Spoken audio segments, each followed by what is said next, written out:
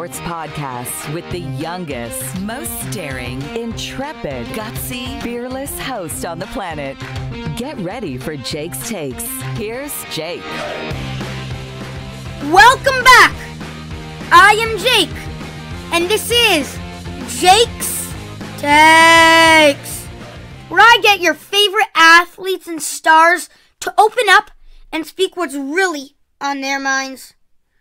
Make sure you hit that subscribe button, because you won't believe the guests I have lined up. Get ready, sports fans, because Jake's Takes is the show you've been waiting for. You better be sitting down, because the guest I'm about to introduce is off the charts. Today's guest is an American sports icon. He is the star of ESPN's First Take. He also is featured on SportsCenter, on NBA Countdown, and NBA broadcasts on ESPN. And of course, he is the host of the Stephen A. Smith Show on ESPN Radio. Our podcast is about to explode, as I am thrilled to welcome to Jake's Takes, the man, the legend, Stephen A. Smith! Stephen A., what an honor it is for me to talk sports with you. How you doing today? What's up, buddy? How you doing? I'm doing amazing. This is gonna be a sick All show. right, well, I'm glad you're doing amazing, but I got a problem. I got a problem right now. I hear that you're trying to come and take my job someday. Is that true? Yeah. All right. Well, I guess I got a little time left. But I got to watch out for you, man. I got to watch out for you. Watch out for me. This is going to be a sick show. Before we start talking Knicks basketball and I get you all fired up, which I hope I achieve, by the way, let's get started with some other NBA topics.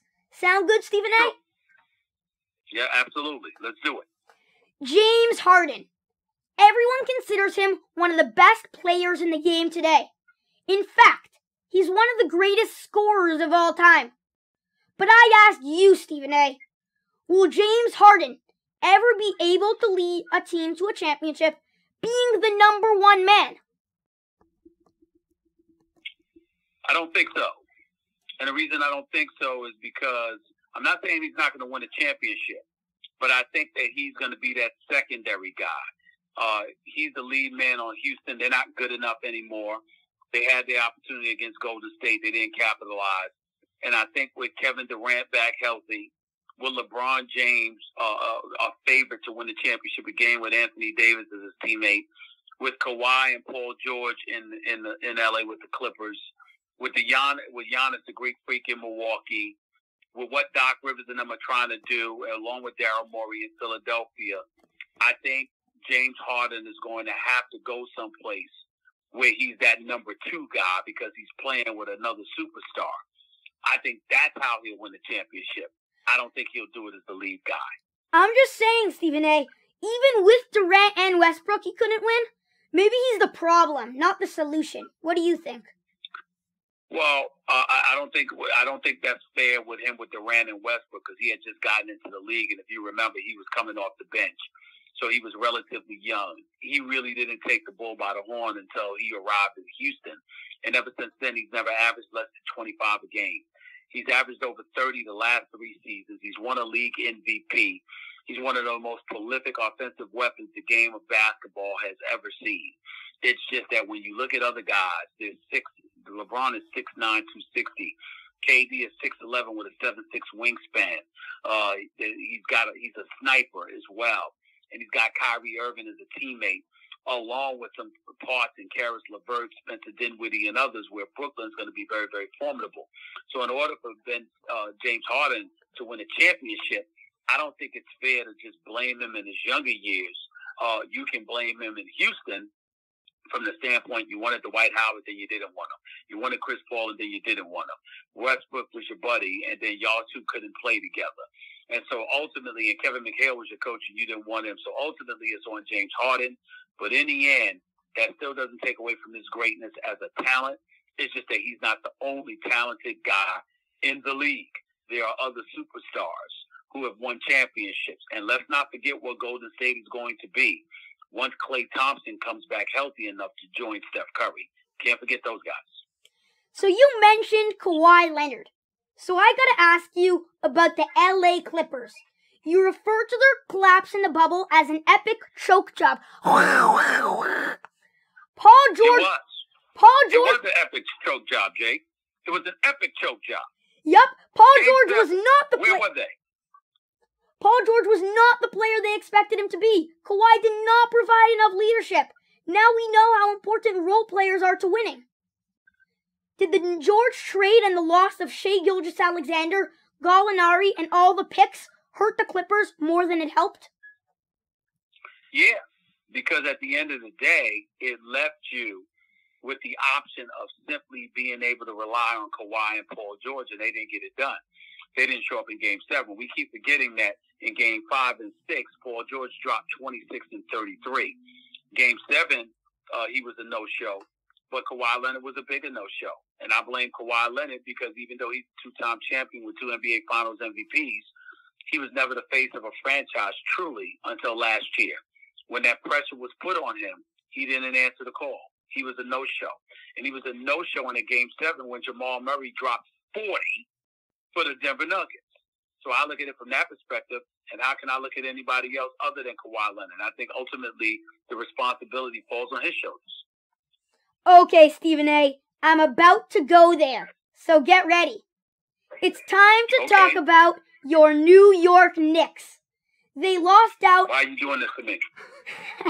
They lost out on the Zion Morant sweepstakes, but got RJ Barrett. If he can continue to play like he did last night, maybe the Knicks didn't even lose out. But last season, he was bad, shooting only 40% from the floor, 60% from the line, and at a 1-to-1 assist-to-turnover ratio. Was last night an indication that RJ turned the corner? No, it's just one game. It's the opening game of the season. It was against the Indiana Pacers. That's not an indication. And we all know with the New York Knicks, what can go wrong will go wrong. We hope for the better, but we certainly don't expect it. With RJ Barrett, here's my issue with him. I need a consistent perimeter game, and I need him to be a bit more ambidextrous. Now, when he came on First Take before he was drafted, he actually said to me, he's right-handed. He's not a lefty. He's a righty. But I said, I don't care what you are. That's not how you play. You play with your left hand. You don't use your right hand nearly as much as you should. You got to use both hands in the NBA. The days of you being a one-armed bandit and having a successful career similar to what Clyde Drexler had in the NBA many years ago are long gone. You got to be able to use both hands to handle the ball, to shoot the ball, to make things happen, in my estimation. And when he shows me more of that, I'll have more confidence in him. I'm not there yet. I'm still worried about RJ. This is a very small sample size. I'm still not convinced. I hope I'm wrong. Okay, Stephen A. I hope you are too. Okay. I hope you are too, but I'm right there with you, Jake. I'm right there with you. Okay, Stephen A. You know what time it is on Jake's Takes? It's game time! As always, we will be playing rapid fire. I will ask you a bunch Let's do it. I'll ask you a bunch of very short questions. You answer them as quick as you can. Deal? Yes, sir. Hot tea or iced tea? I'm sorry, I couldn't hear you. Hot tea or iced tea? Hot tea. I drink hot tea every morning. Will James Wiseman win Rookie of the Year? No. Max or Skip? Skip. Lamar Jackson or Josh Allen? Josh Allen. Shower or bath? Shower. Spike Lee or Bruce Lee? Spike Lee. How could you ask that question? That's blasphemous. How could you ask that question? Of course it's Spike Lee. Regular fries or spicy fries? Regular fries. Credit card or cash? Cash. Jamal Murray or Donovan Mitchell?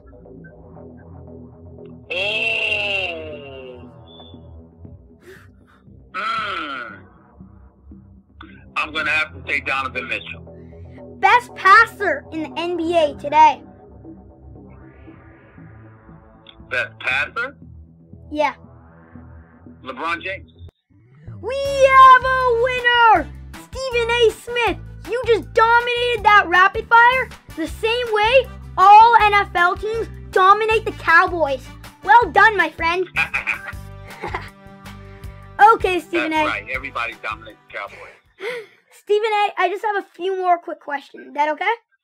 Go ahead, buddy. Go ahead. Rudy Gobert just signed a Supermax 5-year, $205 million deal to stay with the Utah Jazz. This deal is the third largest contract in NBA history. Is Rudy enough of a game changer to deserve this deal? No. But you had to pay him because if you're Utah, who's anxious to come to Utah? He is a former Defensive Player of the Year. He does impact and change the game defensively. And more importantly, he doesn't mind staying in Utah. So you're not going to get free agents to want to come to Utah. And you can only build through the draft or through free agency when you're lucky enough to get somebody. And that's why they have to pay him. Well, I'm happy for Rudy. In 2019, I sat courtside right next to the Jazz bench. Rudy promised me his game-worn shoes. The Jazz won, and Rudy walked off, forgetting about our deal. Hey, Rudy, with $205 million in the bank, what's one pair of shoes? Am I wrong, Stephen A.? You're not wrong, but sometimes there's a lot that's going on with these players. And they do forget a lot of things because there's a lot of requests and there's a lot of different things that are coming at them. And they don't mean any harm. Most of those guys are good guys, especially when it comes to the kids. And they don't mean anything negative at all. I hear that. Okay, Stephen A., we are now turning our attention to the NFL. When the Steelers were 8-0, I said on my show that the Steelers were lucky to survive several games. Big Ben had nearly given away the Titans game. True, they were 8-0, but they weren't really winning those games. The other teams were losing them. And now we see 3 consecutive losses. Can we now be honest who the Steelers really are, Stephen A.? Well, you can be who you are, but that's not necessarily what you were. They were running the football better the earlier part of the season. Ben Roethlisberger wasn't making the mistakes then that he's making now. So if they were losing but playing the same way that they had played but losing, that would be different. The problem is they've just disappeared. Their running game is second to last in the NFL last time I checked. And for the Pittsburgh Steelers to have that problem, that's not something that's traditional with this franchise. Combine that with Bud Dupree going down, Devin Bush going down for the season with an injury. It's compromised their ability to get to the quarterback, and it's put more pressure on their secondary, which also hasn't helped. What can I say, Stephen A.? This has been a dream come true. I hope you enjoyed, and if you ever get sick of Max, you know where to find me. Well, I can't bring you on. You might beat me. Max has no chance to beat me. You might beat me. So that's correct. Thanks a lot, buddy. Thank you so much.